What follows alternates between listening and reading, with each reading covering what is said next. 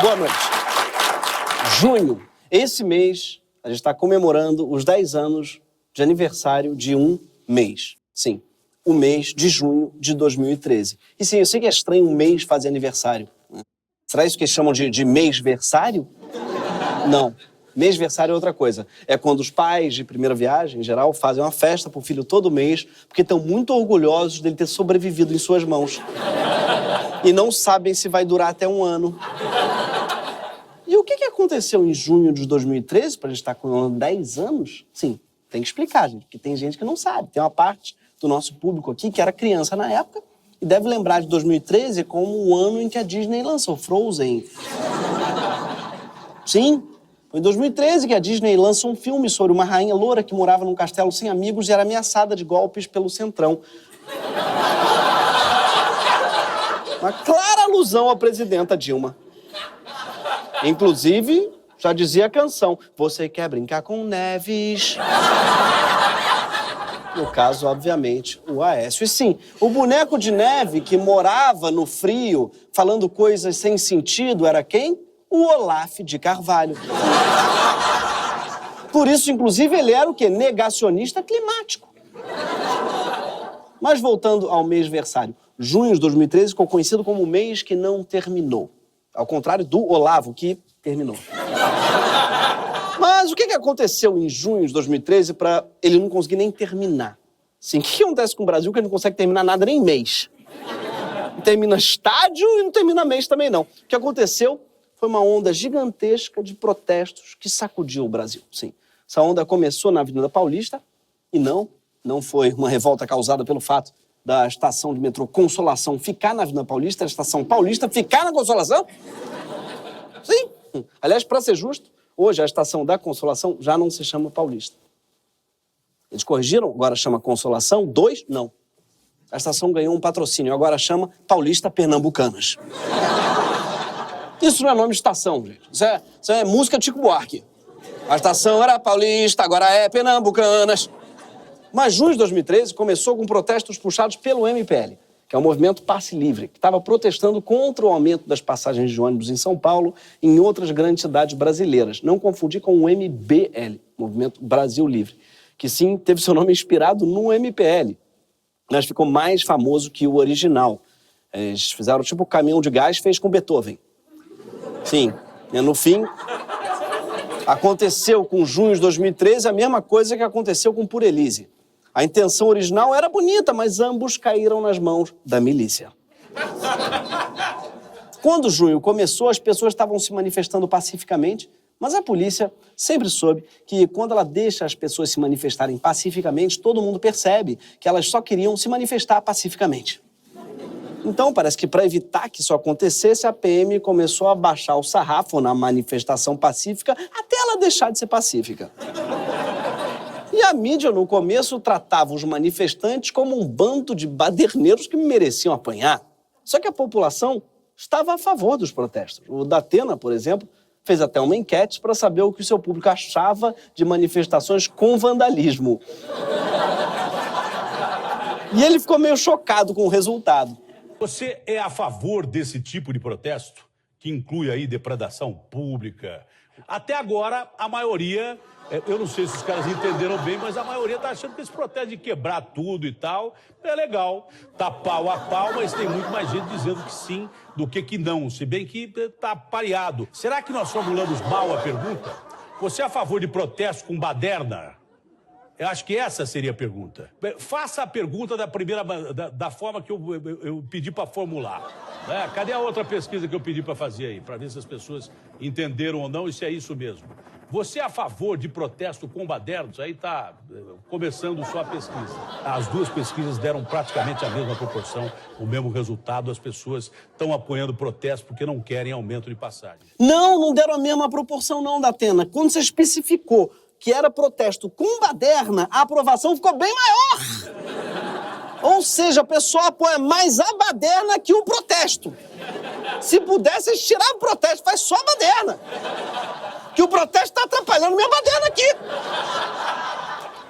A mídia inteira, ela fez mais ou menos que nem o Datena. Ao perceber que não dava para mudar a opinião do povo, acabou mudando a própria opinião em relação ao povo, na esperança de, quem sabe assim, mudar a opinião do povo. Em uma semana, o Arnaldo Jabor, por exemplo, passou de principal crítico dos protestos a defensor fervoroso das manifestações. A grande maioria dos manifestantes são filhos de classe média, isso é visível. Ali não havia pobres que precisassem daqueles vinténs, não.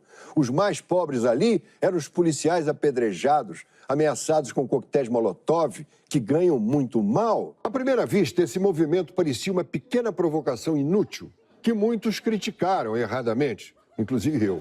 O Brasil parecia desabitado politicamente. De repente, reapareceu o povo.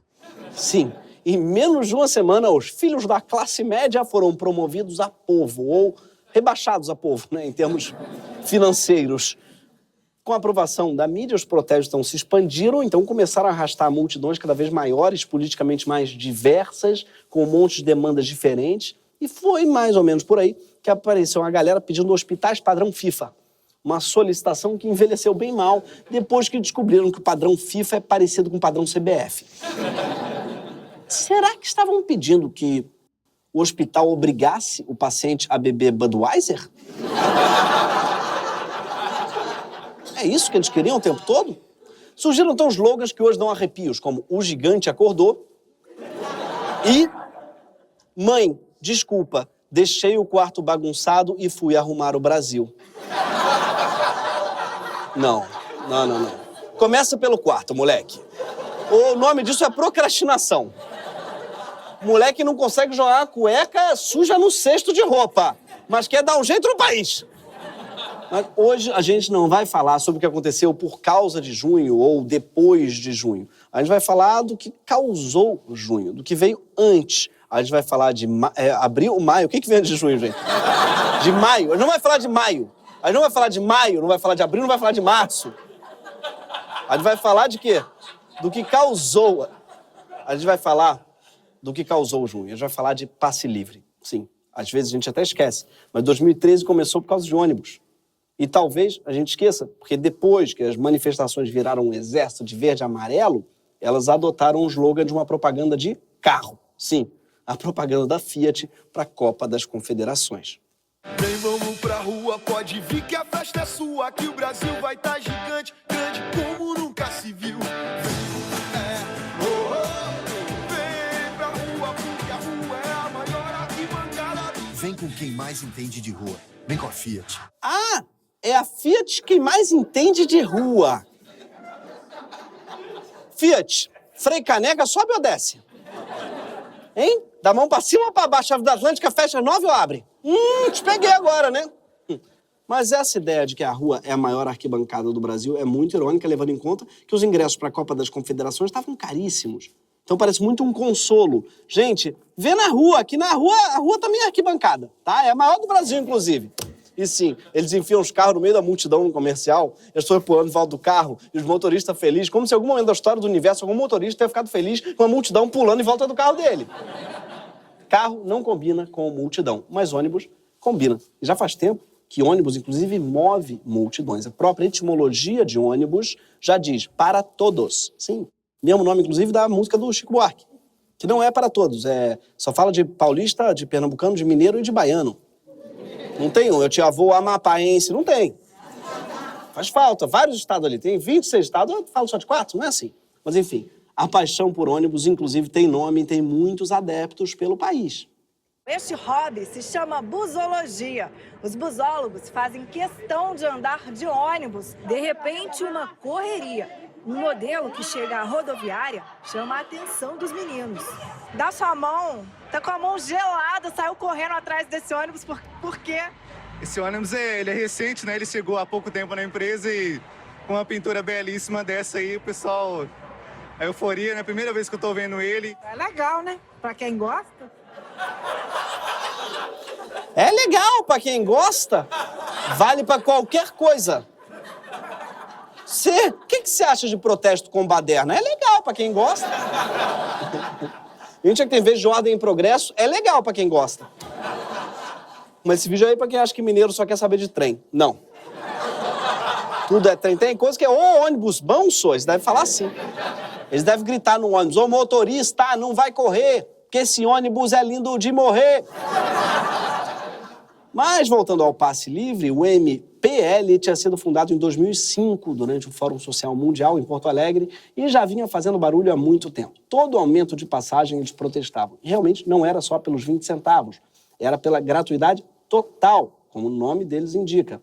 Eles queriam que custasse 0 centavos. Só que não é nada fácil avançar nessa pauta. Por quê? Porque boa parte do nosso transporte público é dominado por máfias que agem em conluio com gente dentro do Estado.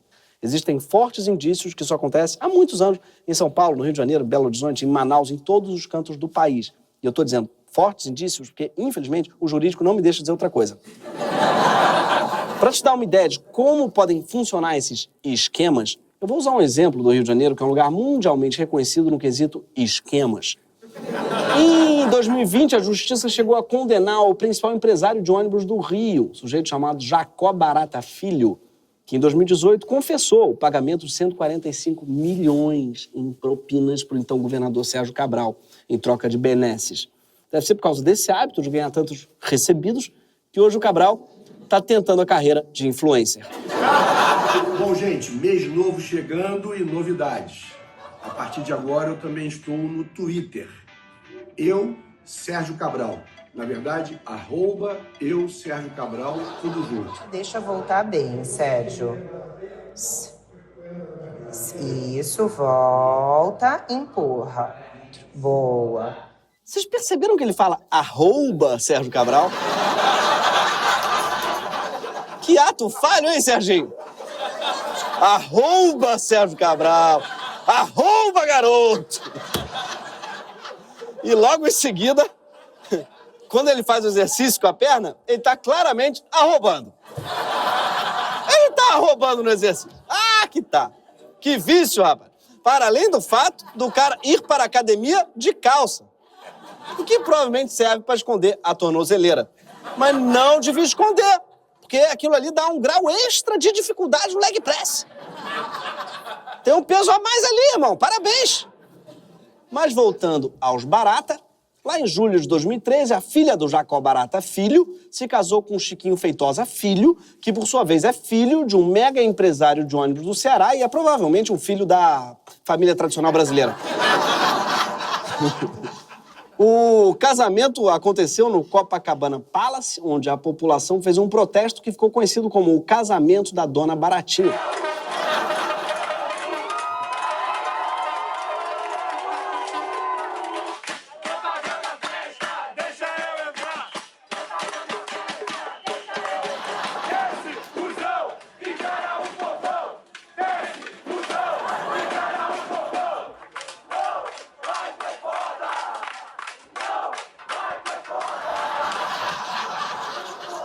Isso.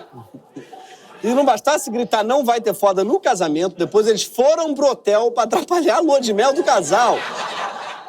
Algo me diz que o gigante ali não acordou. Não tem como pro gigante, irmão. A população do Rio tinha razão pra ficar revoltada com a família Barata. Sabe quantos ônibus o grupo do Barata tinha naquele ano? 6.000. E o Rio era a cidade com a pior mobilidade urbana do Brasil. E hoje, ainda é a 4ª pior do mundo em tempo médio gasto no transporte público. Além de demorado, aliás, o serviço é muito ruim e a gente vê cenas como essas. Problema na hora de ir para o trabalho e transtorno na hora de voltar para casa. Esse transporte aqui é uma vergonha. Esse daqui é um dos piores transportes do Brasil. E toda hora tem gente chegando, se preparando psicologicamente para mais um tormento de viagem. Banco solto e todo quebrado. Tá bom pra vocês? Tem até barata dentro do ônibus. Sim, os caras ainda largam os parentes tudo solto pelo ônibus. Imagina se Ratinho Júnior faz isso em Curitiba. E não é só o Rio que tem problemas com ônibus, é o país todo. 63% dos brasileiros acham o transporte público ruim ou péssimo. Os outros 37% não devem usar transporte público. Mesmo quando o contrato da empresa de ônibus é lícito e ilibado, não necessariamente ele atende aos interesses da população. Por quê? Porque tem um problema crônico nesse sistema de botar uma empresa para lucrar com passagem individual. Cada vez que o empresário percebe que uma rota não dá lucro, ele diminui a quantidade de ônibus, os usuários têm que se espremer ainda mais. E para o empresário, quanto mais lotado o ônibus, melhor está indo o negócio. O fracasso desse esquema para a sociedade ficou evidente na pandemia, quando o número de passageiros diminuiu drasticamente e as tarifas já não cobriam os gastos das empresas. E o que elas fizeram? Diminuíram ainda mais a quantidade de ônibus na rua para compensar a queda de arrecadação. Resultado, os mais pobres, que não puderam ficar de home office, tiveram que se aglomerar em veículos lotados. E ficou provada a relação entre maior utilização de transporte público e mortes e internações por Covid. Se o nosso transporte público não fosse gerenciado por empresas privadas buscando lucro, e sim pelo Estado visando o bem-estar geral, muitas vidas teriam sido salvas. E esse é um aspecto fundamental do passe livre. Para dar certo, ele precisa ser não só financiado pelo Estado, mas muito melhor regulado por ele também, para garantir que o serviço seja decente. Não dá mais para deixar o ônibus na mão das baratas ou dos barata. Se bem que eu acho que os únicos sobreviventes de uma explosão nuclear vão ser os barata. Hoje, 70% das vias da cidade de São Paulo são dedicadas aos carros. As vias brasileiras são 250 bilhões de reais mais caras por serem duplicadas para criar vagas para carro. Também em São Paulo, a poluição do ar gera um custo anual de saúde pública de até R$1 bilhão, com mortes e doenças. No Brasil todo, o SUS gasta cerca de 400 milhões por ano tratando pessoas lesionadas em acidentes de carro. E o trânsito parado na hora do expediente causa prejuízos de 111 bilhões por ano, segundo dados da Firjan. Quem gera esses prejuízos são os carros, que geram muito mais trânsito, poluem muito mais, precisam de vaga na rua e são responsáveis pela maior parte dos acidentes. Mas os prejuízos do carro são repartidos pela sociedade toda. É por isso que quem precisa pagar a conta do ônibus não é quem anda de ônibus, é quem anda de carro.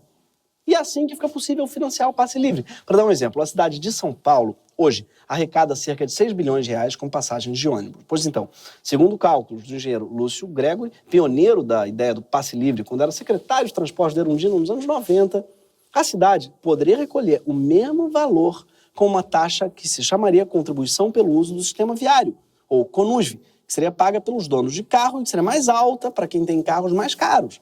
Sim, imposto sobre carro caro é uma compensação para compensar outra compensação. Se é que vocês me entendem. Os ricos vão fazer um protesto, inclusive. Não é sobre 20 centímetros. Eles vão falar. Mas falando sério, cobrar dos carros mais caros pela circulação é apenas justo. Porque realmente um carro gigante, como um SUV, custa mais de 100 mil reais e leva em média 1,4 pessoas por viagem só. Sim, 1,4. Ou seja, o carro ainda faz essa maldade de cortar uma pessoa em pedaços. Provavelmente esse 0,4 era um pedestre que passou na frente do SUV. Ou seja, dá sim para pagar a conta do passe livre, sim. E quem fez esse cálculo foi o secretário de Transportes de uma prefeita de esquerda, Erundina, que já sabia disso desde os anos 90. E desde então, várias cidades governadas pelo PT aprovaram sistemas de tarifa zero, como Monte Carmelo, em Minas Gerais, e, claro, Maricá, no estado do Rio. Não é? Com seu famoso vermelhinho, vejo vários maricaenses aqui, orgulhosos que já pegaram muito vermelhinho por aí. Mas isso não impediu que o Haddad, que era prefeito de São Paulo em 2013, dissesse que se São Paulo quisesse um passe livre, era melhor eleger um mágico. E ainda deu uma zoada em quem estava pedindo tarifa zero. Olha, não dá para dar passe livre para todo mundo. Mas por que não almoço grátis? Tem tanta coisa que podia vir na frente, né? Podia ter almoço grátis, jantar grátis, ida para Disney grátis. É uma progressão meio estranha, né? Ele claramente tentou dar uma coisa louca. Ele fala, daqui a pouco é refeição grátis. Ele se liga que refeição grátis é meio que o slogan do governo do PT, né, com Fome Zero. Aí ele pensa, não, tem que ser mais louco, jantar grátis. E não, também é a mesma coisa, calma aí. A viagem pra Disney é grátis. Vai ter viagem pra Disney, não é que ele tirou a Disney, ele tá claramente perdido. Ou melhor, ele tá Pluto. Mas em defesa dele, o ano era 2016, estava todo mundo perdido, e ele estava desesperadamente tentando interpretar um político de direita. Só que nessa altura já era meio tarde demais, acabou pagando o Mickey. Curiosamente, hoje, quem parece estar interpretando os políticos de esquerda são os políticos de direita, porque é nas cidades governadas por eles que a pauta do passe livre tem avançado recentemente. Já são 74 cidades brasileiras que não cobram pelo transporte público. Para você ter uma ideia, a última cidade a anunciar a tarifa zero, mês passado, foi Balneário Camboriú, em Santa Catarina. Sim. Até a Dubai brasileira já tem passe livre. Aparentemente, eles votaram no mágico. O Mr. M, no caso, é um prefeito do PL, que está fazendo isso na cidade que deu 75% de votos para o Bolsonaro no segundo turno de 2022. Outro que está querendo ter o passe livre como marca da sua gestão é o atual prefeito de São Paulo, Ricardo Nunes, do MDB. Ou seja, corre o risco da gente deixar a paternidade do passe livre na maior cidade do país para um bolsonarista. Falando em paternidade bolsonarista, Flávio Bolsonaro foi um dos primeiros adeptos do passe livre intestinal. Foi ele. Naquele famoso debate, ele liberou a catraca. Descongestionou o trânsito interno. Enquanto o Ricardo Nunes corre para implementar o passe livre, Lula e Alckmin têm como projeto de governo, em 2023, baratear o carro popular.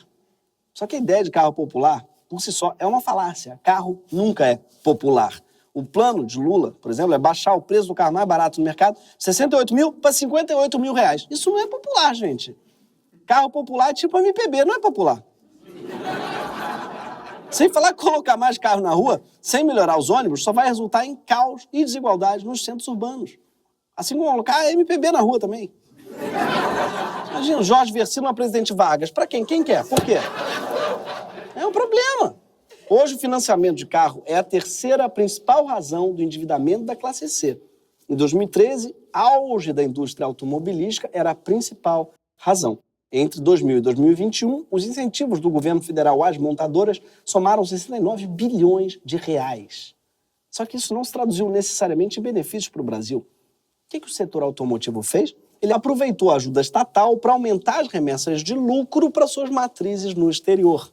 Em 2008, em plena crise lá fora, empresas automotivas estrangeiras usaram o Brasil para tentar compensar a diminuição das vendas nos países ricos. Por causa disso, a margem de lucro de uma montadora gringa aqui no Brasil chegou a ser o triplo da margem em alguns outros países. E o setor também já não gera tantos empregos quanto gerava antes, porque o Brasil já não tem mais uma grande indústria de autopeças que foi terceirizada para outros países. Resultado, na última década, o setor fechou 23 mil postos de trabalho. Acho que é isso que a Fiat está falando quando diz que entende de rua.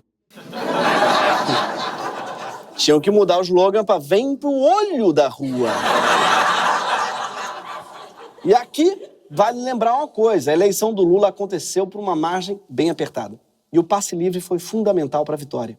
Eu não sei se vocês lembram, mas depois de uma enorme pressão da sociedade, todas as capitais do país adotaram passe livre no dia do segundo turno para as pessoas chegarem no local de votação.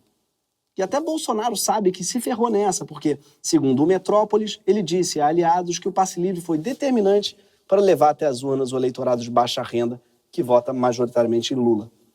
Busão guerreiro do povo brasileiro. E outra prova que o ônibus foi nosso maior aliado foi a estratégia do bolsonarismo para tentar virar o jogo no segundo turno. Os caras resolveram parar ônibus na estrada. Eles não paravam Hilux.